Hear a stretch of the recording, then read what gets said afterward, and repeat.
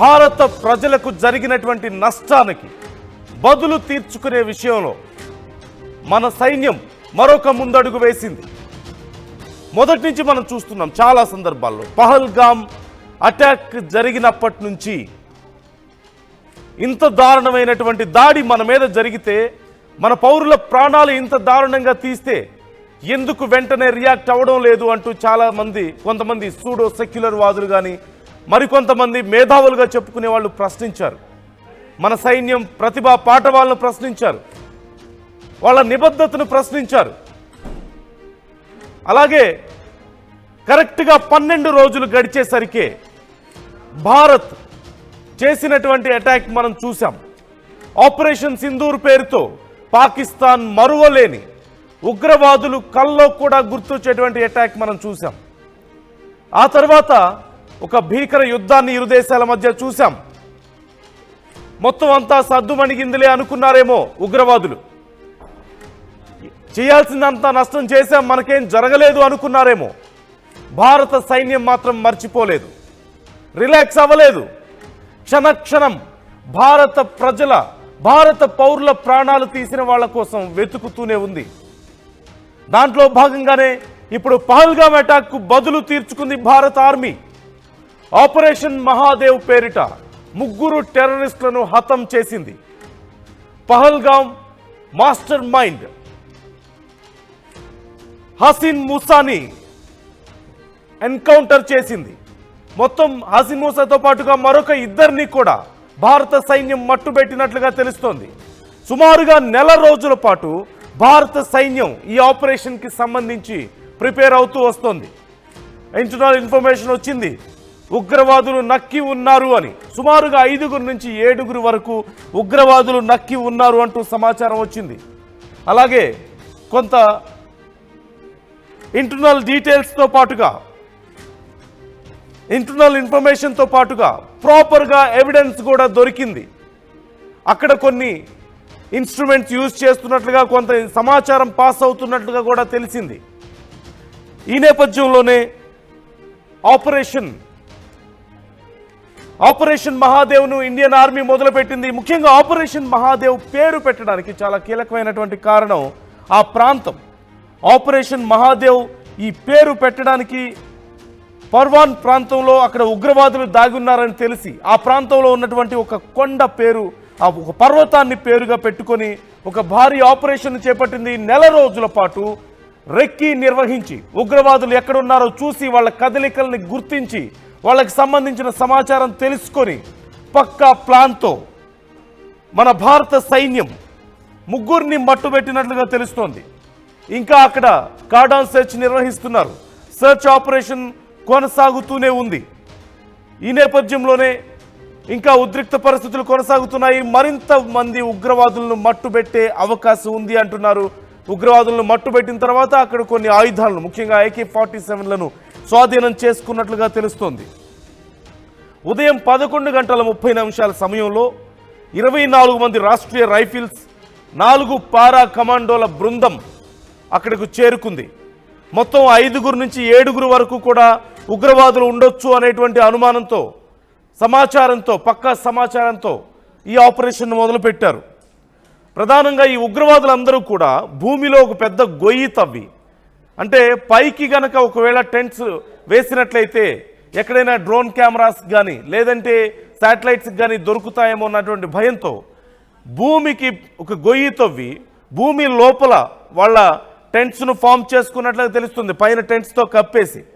ఈ నేపథ్యంలోనే లిడ్వాన్ ప్రాంతంలో మొదటిగా ఎదురు కాల్పులు జరిగాయి. ఉగ్రవాదులు ఉన్నారని తెలుసుకొని మన సైన్యం కాల్పులు జరిపింది. తిరిగి వాళ్ళు కూడా మన సైన్యం మీద ఎదురు కాల్పులు జరిపారు. ఈ కాల్పుల్లో మొత్తం 3 ఉగ్రవాదులను హతం చేసినట్లుగా తెలుస్తోంది. అలాగే గతంలో ఒక నెల క్రితమే పహల్గామ్ ఉగ్రదాడికి ఆ ఉగ్రవాదులకు ఆశ్రయం ఇచ్చినటువంటి పర్వీజ్ అహ్మద్ జోదార్, బషీర్ అహ్మద్లను కూడా గత నెల మన సైన్యం అరెస్ట్ చేసిన విషయం మనకు తెలిసిందే.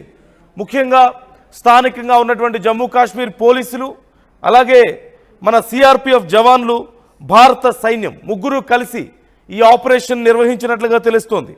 దాచిగాం సమీపంలోని మహాదేవ్ అనే ఒక పర్వతం ఆధారంగా ఈ ఆపరేషన్కు ఆపరేషన్ మహాదేవ్ అనే పేరు పెట్టారు. ఈ ఎన్కౌంటర్ జరిగిన ప్రాంతం జబర్వాన్ మహాదేవ్ ఈ రెండింటి మధ్యలో ఉంటుంది. అందుకనే ఈ పర్వతానికి ప్రతీకగా, ఆ పర్వతం దగ్గర జరిగినటువంటి ఆపరేషన్కి ప్రతీకగా చాలా సిగ్నిఫికెంట్ ఆపరేషన్ అవడం వల్ల ఈ పేరు పెట్టినట్లుగా తెలుస్తోంది. ముఖ్యంగా ఈ మృతి చెందినటువంటి ముగ్గురు కూడా విదేశీయులే అంటూ సమాచారం. లష్కరే తోయిబాకి సంబంధించిన వాళ్ళుగా డీటెయిల్స్ మనకు తెలుస్తున్నాయి. ఈ నేపథ్యంలో కార్డాన్ సెర్చ్ కొనసాగుతుంది. మనం చూడొచ్చు, అక్కడ మన స్క్రీన్లో చూస్తున్నాం లిద్వాస్, మౌంట్ మహాదేవ్, ఈ రెండు పర్వతాలకి మధ్యలో ఉగ్రవాదులు నక్కి ఉన్నారు అంటూ తెలిసింది. నెల రోజుల నుంచి మన సైన్యం దీనికి సంబంధించి ప్రాపర్గా ప్లాన్ చేసుకొని పక్కా సమాచారంతో వాళ్ళ దగ్గర ఏ వెపన్స్ ఉండే అవకాశం ఉంది, ఎలాంటి టెక్నాలజీ ఉండే అవకాశం ఉంది, సమాచారం వాళ్ళకి ఎలా చేరే అవకాశం ఉంది, వాళ్ళకి ఫుడ్ ఎవరు ఇస్తున్నారు, ఎలా సర్వే అవుతున్నారు, ఇలా అన్ని అంశాలను ప్రాపర్గా గ్యాదర్ చేసుకుని పక్కా సమాచారంతో నెల రోజుల పాటు కష్టపడి వాళ్ళ అక్కడ ఆపరేషన్ చేసినట్లుగా తెలుస్తుంది. ఈ ఆపరేషన్లో మొత్తం ముగ్గురిని హతమార్చారు. ఆ ముగ్గురులో ఒకడు హసీం మూసా, ఎవరైతే మన భారతదేశంలో పహల్గామ్ దాడికి సంబంధించి, పహల్గామ్ అటాక్కి సంబంధించి మాస్టర్ మైండ్ ఉన్నారో, ఆ పహల్గామ్ అటాక్ని ఎగ్జిక్యూట్ చేసినటువంటి మాస్టర్ మైండ్ ఎవరైతే ఉన్నారో అతనిగా తెలుస్తుంది. ఈ హసీం మూసానే పాకిస్తాన్లో ఉన్నటువంటి సైన్యంలో పనిచేసిన వ్యక్తిగా తెలుస్తోంది. ఇది ఒక నిదర్శనం కాదా? పాకిస్తాన్ సైన్యానికి సంబంధించిన వ్యక్తి భారతదేశం మీద జరిగినటువంటి అత్యంత భయంకరమైనటువంటి దాడికి ఒక మాస్టర్ మైండ్గా ఉన్నాడంటే పాకిస్తాన్ ఆర్మీ, పాకిస్తాన్ యొక్క సైన్యం, ఉగ్రవాదులు ఎలా కలిసి పనిచేస్తున్నారనే దానికి ఇది ఒక నిదర్శనంగా మనం చెప్పుకోవచ్చు. ఇంకా ప్రపంచం ముందు కళ్ళబొల్లి మాటలు చెప్పి ప్రపంచాన్ని మోసం చేస్తున్నటువంటి పాకిస్తాన్కు ఇది ఒక ఎగ్జాంపుల్గా ఉంటుంది. ఖచ్చితంగా భారత్ ఏం చేయగలుగుతుందనే దానికి ఒక ఎగ్జాంపుల్ మనం చూస్తున్నాం. ఒక్కసారి ఈరోజు దీనికి సంబంధించి పార్లమెంట్లో కూడా చర్చ జరిగింది. కేంద్ర రక్షణ మంత్రి రాజ్నాథ్ సింగ్ కూడా ఈ అంశాలకు సంబంధించి డీటెయిల్స్ వెల్లడించారు. ముఖ్యంగా ఆపరేషన్ సింధూర్కి సంబంధించినటువంటి డీటెయిల్స్ని కూడా ఆయన పార్లమెంట్లో ఎక్స్ప్లెయిన్ చేశారు. మనందరూ ఒక్కసారి వెనక్కి వెళ్దాం. ఏప్రిల్ 22 అక్కడ జరిగినటువంటి బైసరన్ లోయ దగ్గర జరిగినటువంటి దారుణానికి సంబంధించి ఒక్కసారి గుర్తు చేసుకుందాం. పర్యాటకులందరూ అక్కడ చాలా సంతోషంగా అక్కడ ఉన్నటువంటి గ్రీనరీని ఎంజాయ్ చేస్తున్నారు, సీనరీస్ని ఎంజాయ్ చేస్తున్నారు. చాలా సంతోషంగా కుటుంబంతో కలిసి, పిల్లలతో కలిసి చాలా సంతోషంగా కేరింతలు కొడుతూ ఆ పర్యాటక ప్రాంతాలను ఎంజాయ్ చేస్తున్న సమయంలో ఆ బైసరన్ లోయ వద్ద పహల్గామ్ ప్రాంతంలో ఒక్కసారిగా తుపాకుల మోతలు వినిపించాయి. ఏమైంది అని అర్థం చేసుకునే లోపే అక్కడ ఉన్నటువంటి గుట్టల్లోంచి మరింతమంది ఉగ్రవాదులు బయటకు వచ్చారు. ఒక్కొక్కరిగా కనపడ్డ వాళ్ళని కనపడ్డట్లుగా కాల్చడం మొదలుపెట్టారు. ముఖ్యంగా మగవాళ్ళని టార్గెట్ చేసుకున్నారు. వాళ్లలో కూడా నీది ఏ మతం అని అడగడం మొదలుపెట్టారు. నువ్వు హిందువా ముస్లింవా అని అడగడం మొదలుపెట్టారు. హిందూ అయితే కాల్చి చంపారు. వెంటనే క్షణాల్లోనే బుల్లెట్లు దింపారు తలలోకి. ఒకవేళ ముస్లిం అని చెప్తే నీ ప్యాంటు విప్పి చూపించు అని అడిగారు. రుజువు చేసుకున్న తర్వాతనే, ముస్లిం అని రుజువు చేసుకున్న తర్వాతనే వాళ్ళని ప్రాణాలతో వదిలేశారు. హిందువులైతే అత్యంత దారుణంగా తలలో బుల్లెట్లు కాల్చి తన భార్యల ముందు, పిల్లల ముందు అత్యంత దారుణంగా వారిని ఎలా హతమార్చారో మనం చూసాం. ఎంత దారుణంగా ప్రాణాలు తీశారో మనం చూసాం. భార్య నన్ను కూడా చంపండి నా భర్తతో పాటు అని అడిగితే వెళ్ళి మోడీకి చెప్పుకో అన్నాడు ఒక టెర్రరిస్ట్. పిల్లల ముందే కన్న తల్లిదండ్రుల్ని చంపి అత్యంత దారుణంగా ఎంత పాశవికంగా వ్యవహరించారో మనం చూసాం. వెళ్ళి మోడీకి చెప్పుకో అన్నాడు ఒక టెర్రరిస్ట్. ఆ మహిళ మోడీకి చెప్పింది, మోడీ విన్నాడు. తర్వాత జరిగినటువంటి పరిణామాలు, రోజులు గడుస్తున్నాయి, దేశం అంతా అట్టుడికిపోతోంది, ప్రతీకారం తీర్చుకోవాలని అడగడం మొదలుపెట్టింది.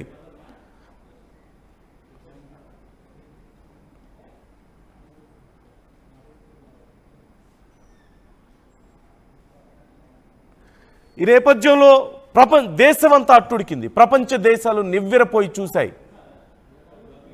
ఏంటి ఇంత దారుణం అంటూ. పాకిస్తాన్ ఎప్పట్లాగానే కళ్ళబొల్లి కబుర్లు చెప్పడం మొదలుపెట్టింది, మాకు సంబంధం లేదు అంటూ. రోజులు గడుస్తున్నాయి. 1 రోజు, 2 రోజులు, 3 రోజులు, వారం రోజులు. దేశంలో ఒక రకమైన అన్రెస్ట్ క్రియేట్ అవ్వడం మొదలుపెట్టింది.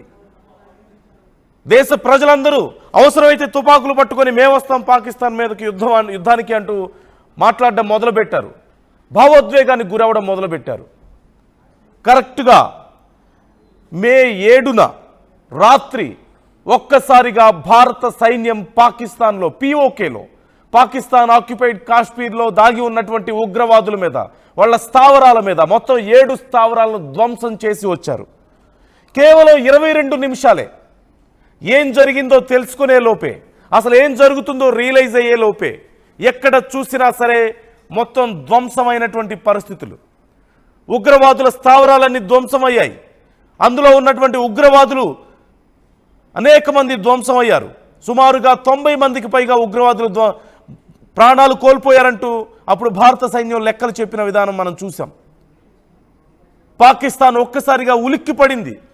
ఏం జరిగింది, ఎలా దాడి చేస్తుంది భారత్ మా మీద అంటూ తిరిగి ప్రశ్నించింది. కానీ ఎక్కడా కూడా పాకిస్తాన్ పౌరులను కానీ, సామాన్య ప్రజలను కానీ, పాకిస్తాన్ సైన్యాన్ని కానీ టచ్ చేయకుండా కేవలం ఉగ్రవాద స్థావరాలే లక్ష్యంగా భారత్ జరిపినటువంటి దాడులతో పాకిస్తానే కాదు ప్రపంచ దేశాలు కూడా ఒక్కసారిగా నివ్వెరపోయి చూశాయి. ఆ తర్వాత జరిగినటువంటి పరిణామాలు మనం చూసాం. మా సైనికులు నష్టపోయారు అంటూ పాకిస్తాన్ కళ్ళబోలి కబుర్లు చెప్పడం, తిరిగి భారత్ మీద బోర్డర్లో వరుసగా దాడులు చేయడం, తుపాకులతో పేల్చడం మనం చూసాం. అలా ఎస్కలేట్ అయినటువంటి సిచ్యువేషన్ యుద్ధానికి దారితీయడం, పాకిస్తాన్లోని సైనిక స్థావరాలు నష్టం జరగడం, పాకిస్తాన్ సైనికులు మృత్యువాత పడడం, ఒక రకంగా ఇక పాకిస్తాన్ చేతులెత్తేసినటువంటి పరిస్థితి వచ్చింది. ఇంకొంచెం కనుక భారత్ దాడులు కొనసాగిస్తే పాకిస్తాన్లో ఉన్నటువంటి అణు కేంద్రాలు కూడా ధ్వంసమయ్యే పరిస్థితి వచ్చింది. ఏం చేయాలో తెలియడం లేదు, పోరాటం చేతగావడం లేదు, శక్తి సామర్థ్యాలు సరిపోవడం లేదు. ఎన్ని కుట్రలు పన్నినా భారత్ వాటన్నిటిని ఛేదించింది. వరుస దాడులు చేస్తోంది. పాకిస్తాన్ ఊపిరి తీసుకోలేని పరిస్థితులు. అప్పుడు పాకిస్తాన్ నుంచి ఒక కాల్ వచ్చింది, ఇటు భారత్కి అటు అమెరికాకి. ఇక చాలు, కూర్చొని మాట్లాడుకుందాం, మా వల్ల కాదు అంటూ చేతులెత్తేసింది. కానీ బయటకు మాత్రం మేకపోతు గాంభీర్యం లేదు, భారతే మాతో సంధికొచ్చింది అంటూ. మరోవైపు ట్రంప్ చేసినటువంటి కామెంట్స్ కూడా మనం చూసాం.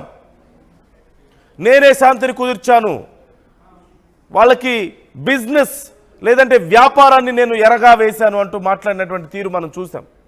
కానీ సీజ్ ఫైర్ ఒప్పందానికి ఒప్పుకున్న కొద్దిసేపటికే మళ్ళీ భారత్ మీద కాల్పులు జరిపి మరోసారి రెచ్చగొట్టే ప్రయత్నం చేసింది. కానీ భారత్ మాత్రం ఇప్పటికే ఒక వార్నింగ్ ఇచ్చి వదిలేసింది. ఇప్పటికే చూశారు మేము రెచ్చిపోతే ఎలా ఉంటుందో, శాంపిల్ చూశారు. ఈసారి ఏ మాత్రం తోటాలు పేలినా, మా సైనికులకు కానీ మా ప్రజలకు కానీ నష్టం జరిగినా, ఏ ఒక్క యాక్టివిటీ జరిగినా సరే ఉగ్రవాదుల నుంచి, అది ఖచ్చితంగా యుద్ధానికి పాకిస్తాన్ రెడీగా ఉందని మేము అర్థం చేసుకుంటాం, తర్వాత పరిణామాలు ఊహించుకోండి అంటూ హెచ్చరించిన పరిస్థితి మనం చూసాం. అన్ఫార్చునేట్లీ భారతదేశ వ్యాప్తంగా కొంతమంది నుంచి వచ్చినటువంటి ప్రశ్నలు ఈ మధ్య ట్రంప్ చేసినటువంటి కామెంట్స్ తర్వాత కూడా చూసాం. సో ఓవరాల్గా పరిస్థితి ఇది. సో ఇప్పుడు 3 ఉగ్రవాదులు హతమయ్యారు. అందులో భారతదేశం మీద పహల్గామ్ దాడికి మాస్టర్ మైండ్ అయినటువంటి హసీం మూసా కూడా ఖతమైనట్లుగా తెలుస్తోంది.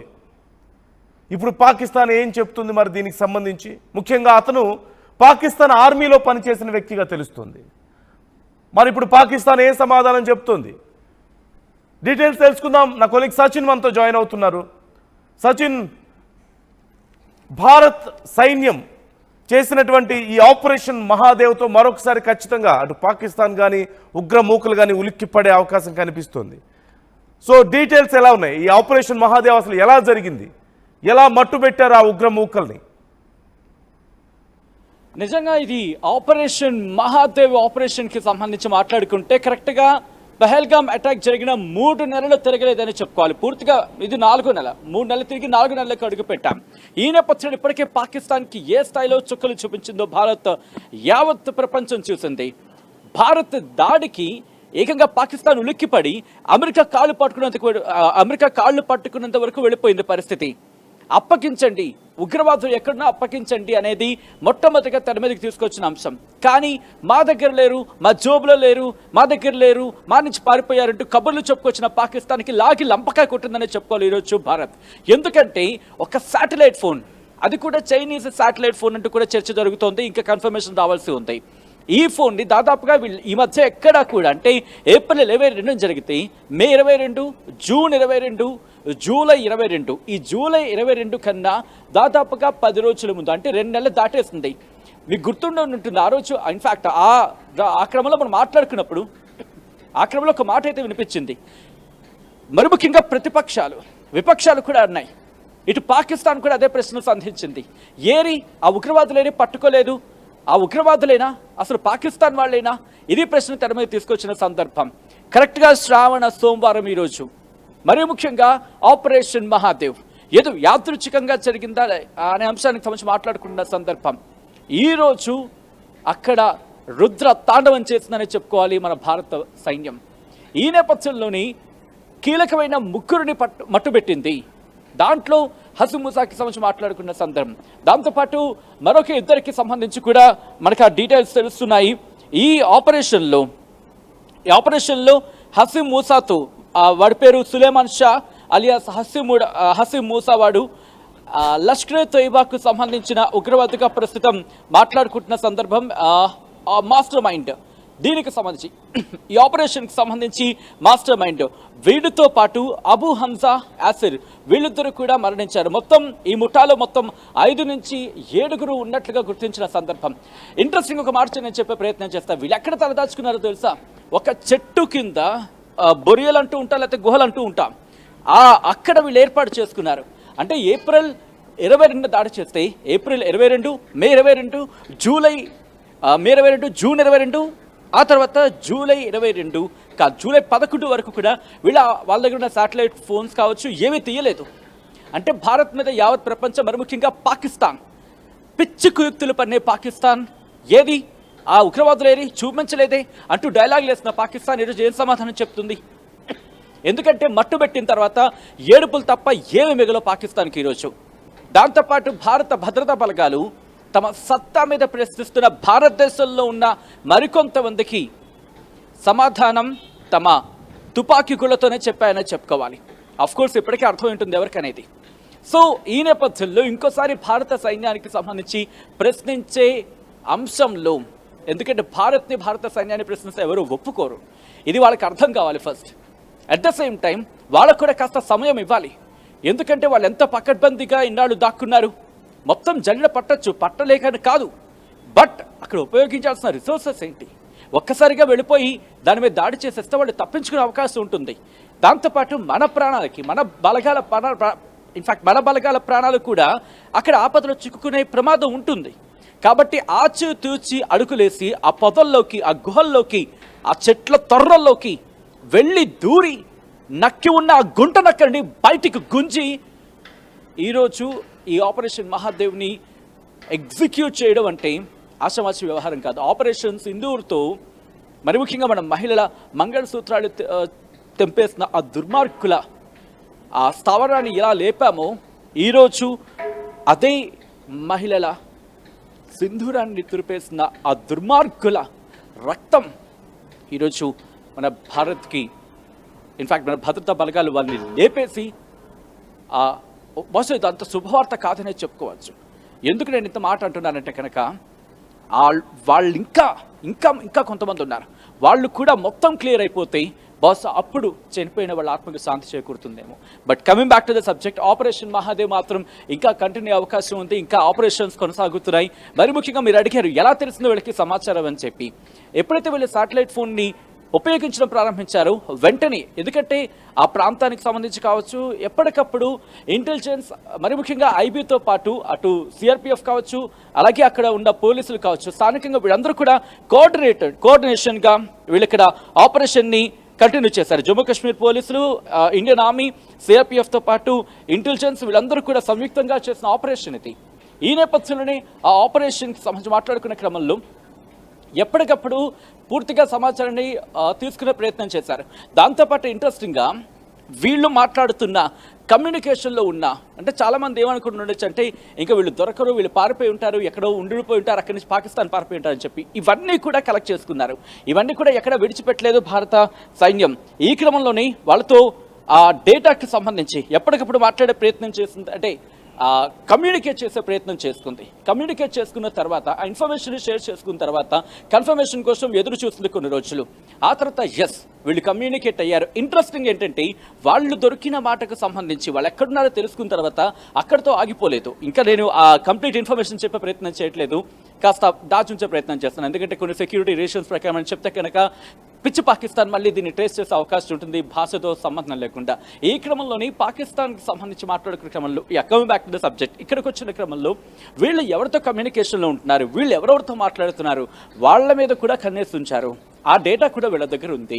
ఈ నేపథ్యంలోనే ఒక్కొక్కరిగా అంటే వీళ్ళు ఎవరితో మాట్లాడుతున్నారు, వీళ్ళతో ఎవరు మాట్లాడుతున్నారు, వీళ్ళకి ఎవరు సంబంధికులు ఉన్నారు, వీళ్ళకి ఇక్కడి నుంచి ఎవరు ఇన్ఫార్మర్లుగా ఉన్నారు, వీళ్ళకి ఎవరు సహాయ సహకారాలు అందించడం జరుగుతోంది, ఇవన్నీ కూడా డేటా ఎప్పటికప్పుడు సేకరించిన తర్వాత ఒక పర్ఫెక్ట్ ఎగ్జిక్యూషన్ కోసం, ఒక perfect time of operation execute చేయడానికి ఆలోచించారు, ఆచరణలోకి దిగారు. దీంతో ఈరోజు ఆపరేషన్ మహాదేవ్ కంటిన్యూ అవుతోంది. ఒక్కసారి ఆ విజువల్స్ మనం చూసే క్రమంలో పూర్తిగా ఆ ప్రాంతాన్ని ఆధీనంలోకి తీసేసుకున్నారు. వందలాది మంది పోలీస్ వర్గాలు బోర్డర్స్లో ఇప్పటికే పహరాను భద్రతా బలగాలు, పోలీసులు అంటే మొత్తం భద్రతా బలగాలు, ఎందుకంటే జమ్మూ కాశ్మీర్ పోలీస్ కావచ్చు, సిఆర్పీఎఫ్ కావచ్చు, ఇండియన్ ఆర్మీ కావచ్చు, ఐబీ కావచ్చు, వీళ్ళందరూ కోఆర్డినేషన్తో చేసుకుంటున్న క్రమంలో ఈ బోర్డర్స్లో ఈ సెక్యూరిటీ మరింత కట్టుదిట్టం చేసి అందరినీ క్షుణ్ణంగా పరిశీలించిన తర్వాత మాత్రమే లోపలికి పంపిస్తున్న పరిస్థితి అయితే ఉంది. నందు పూర్తిగా అయితే మాత్రం ఆపరేషన్ మహాదేవ్ కంటిన్యూ కాబోతుందని చెప్పుకోవాలి. ఇంకా ఆ మిగిలిన ఉగ్రవాదులు ఎవరెవరున్నారు, ఎక్కడెక్కడ ఉన్నారు, ఎక్కడెక్కడ నక్కున్నారు, ఇవన్నీ కూడా తీసే పనిలో పడింది ప్రస్తుతం ఇండియన్ ఆర్మీ అని చెప్పుకోవాలి ఇక్కడ. నందు రైట్, థ్యాంక్ యూ సచిన్. సింపుల్గా చెప్పాలంటే ఇప్పుడు 3 ఉగ్రవాదుల్ని మట్టుబెట్టింది భారత సైన్యం. అందులో ఒకడు మన భారతదేశం మీద జరిగినటువంటి ఈ పహల్గామ్ దాడికి మాస్టర్ మైండ్గా తెలుస్తోంది.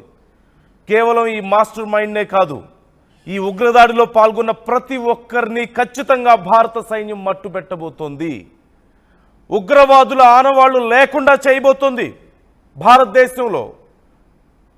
ఖచ్చితంగా ఆ దిశగా భారత సైన్యం అడుగులు వేస్తుంది. ఇది మాత్రం మనం ఖచ్చితంగా చెప్పగలం. తమ కుంకుమల్ని కోల్పోయినటువంటి, తమ తాళ్ళి తెంపినటువంటి ఖచ్చితంగా ప్రతి టెర్రరిస్ట్ని వెంటాడి భారత సైన్యం మట్టుబెడుతుంది. భారత మాతకు ఆ తిలకాన్ని దిద్దుతుంది వాళ్ళ రక్తంతో. భారత మహిళల తిలకాల్ని చెడిపివేసినటువంటి ఆ ఉగ్రవాదుల రక్తంతో భారత మాతకు తిరిగి తిలకాన్ని దిద్దుతోంది భారత సైన్యం. ఖచ్చితంగా ఆపరేషన్ సింధూర్ కొనసాగుతుంది, ఆపరేషన్ మహాదేవ్ కొనసాగుతుంది. మరింతమంది ఉగ్రవాదుల్ని మట్టుబెడతాం, మరింతమంది ఉగ్రవాదుల్ని, అసలు ఉగ్రవాదుల ఆనవాళ్లే లేకుండా చేసే రోజు దగ్గరలోనే ఉంది. ప్రపంచం ముందు పాకిస్తాన్ని ఖచ్చితంగా దోషిగా నిలబెట్టే రోజు మరింత దగ్గరలోనే ఉంది.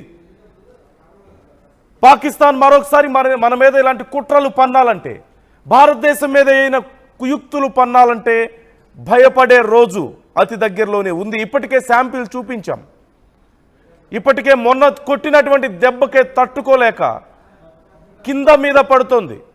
ప్రపంచ దేశాల నుంచి సహాయాన్ని అర్థిస్తోంది. ఒక మాటలో చెప్పాలంటే అడుక్కుంటోంది ప్రపంచ దేశాలని, మాకు సాయం చేయండి అని. చైనా లాంటి దేశాలని, ఒక రకంగా కొన్ని అమెరికా లేదంటే కొన్ని ఇతర దేశాలు ఏవైతే భారత్తో ఫ్రెండ్షిప్ చేస్తూనే వెనక నుంచి వెన్నుపోటు పొడవడానికి సిద్ధంగా ఉన్నటువంటి దేశాలని అడుక్కుంటోంది, మాకు సాయం చేయండి అని. కానీ భారత్ అలాంటి ప్రయత్నాలు ఎప్పుడు చేయలేదు. భారత్ ఎప్పుడు కుయుక్తుల జోలి పోలేదు, అడ్డదారుల జోలి పోలేదు. మనం చూస్తున్నాం, పాకిస్తాన్లోనే ఉన్నారు, పాకిస్తాన్లోనే ఉంది ఒక సైన్యం. పాకిస్తాన్ని మట్టు పెట్టడానికి మేము సిద్ధంగా ఉన్నాం, మాకు సపోర్ట్ చేయండి అని అడుగుతోంది. కానీ భారత్ నిజంగా అలాంటి చేస్తే పాకిస్తాన్ మనగలుగుతుందా? పాకిస్తాన్ అసలు జీవించి ఉండగలుగుతుందా? కానీ భారత్ ఎప్పుడు అడ్డుదారులు తొక్కలేదు. భారత్ ఎప్పుడు వైలెన్స్ని ఎంకరేజ్ చేయదు. భారత్ ఎప్పుడు కూడా హింసని ప్రోత్సహించే దేశం కాదు. ప్రపంచ దేశాలకు అది తెలుసు, ముఖ్యంగా పాకిస్తాన్కి అది తెలుసు. అందుకే ఇన్ని కుట్రలు, ఇన్ని కుయుక్తులు పన్నుతోంది. కానీ ఒక్కసారి ఈ సింహం జూలు విదిలిస్తే ఎలా ఉంటుందో పాకిస్తాన్కి అర్థమైంది. ఒక్కసారి గర్జిస్తే ఎలా ఉంటుందో పాకిస్తాన్ ఒకసారి శాంపిల్ చూసింది. అలా కాదని మున్ముందు కూడా ఇలాంటి పిచ్చి ప్రయత్నాలు ఏదైనా చేస్తే, భారతదేశాన్ని ఇబ్బంది పెట్టాలని, భారత ప్రజల ప్రాణాలు తీయాలనే ప్రయత్నాలు చేయాలంటే ఖచ్చితంగా ఇప్పుడైతే ఆలోచించలేదు. ఎందుకంటే భారత్ ఆల్రెడీ వార్నింగ్ ఇచ్చింది. ఎలాంటి ఉగ్రవాద చర్య అయినా సరే పాకిస్తాన్ యొక్క యుద్ధ సన్నాహంగా మేము చూస్తామంటూ భారత్ ఆల్రెడీ స్టేట్మెంట్ ఇచ్చింది. కాబట్టి ఇప్పటికిప్పుడు అలాంటి ప్రయత్నాలు చేయదు. కానీ అమెరికాని అడుక్కొని, చైనాని అడుక్కొని, నిధులు సమకూర్చుకొని రేపేదైనా సరే మళ్ళీ అలాంటి ప్రయత్నం చేస్తే ఈసారి ఇక పాకిస్తాన్ని ఖచ్చితంగా వరల్డ్ మ్యాప్లో మనం చూడలేం. ఇప్పుడున్నట్టయితే ఖచ్చితంగా చూడలేం. అంతవరకు అయితే మనం చెప్పుకోవచ్చు. ఎనీవేస్, ఆపరేషన్ సింధూర్ ఇంకా కొనసాగుతోంది, ఊపిరితోనే ఉంది. ఆపరేషన్ మహాదేవ్ ఇప్పుడు మొదలైంది. మరి పాకిస్తాన్ ఉగ్రం మూకలు ఏం సమాధానం చెప్తాయి దీనికి? తోకముర్చి పారిపోవడం తప్ప. ఖచ్చితంగా ఇంతకుముందు నేను చెప్పినట్లుగా మనందరికీ తెలిసిందే, భారత మహిళల సింధూరాన్ని చెడిపివేసినటువంటి ఈ ఉగ్ర మూకల రక్తంతో భారత మాతకు తిరిగి ఆ తిలకాన్ని అద్దుతోంది భారత సైన్యం. ఇది కొనసాగుతుంది.